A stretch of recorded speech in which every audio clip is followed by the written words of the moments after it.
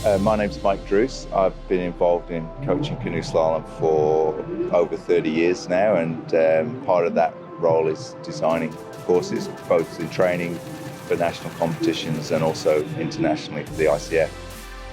The main thing you're looking for as a starting point is fairness, but also really to challenge the skills of the athlete. We always try and have what I call an accessible course, so the fastest athletes can do it in a really difficult way, but the other athletes still can access that move by doing it as a spin or going around or this alternative. So everybody can do the move, but only the very best athletes can get it in the most direct possible way.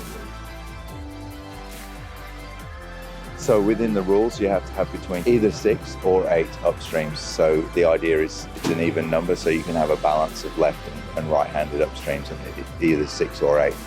There's a guideline in the rules around balance and fairness, so it should be balanced for left and right-handed paddlers. But there's certainly a trend in paddling now that a lot of the C1 paddlers are very proficient at switching, so they actually will now take the advantage and say, okay, well, this is a left dominant move.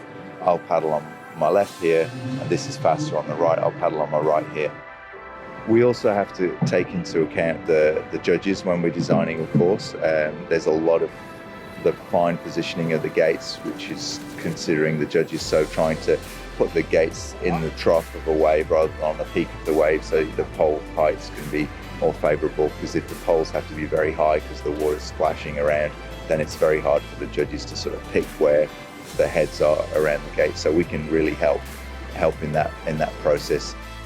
There's 2 designers, so it's always a discussion and really playing ideas off each other, and I think that enhances the quality of the course.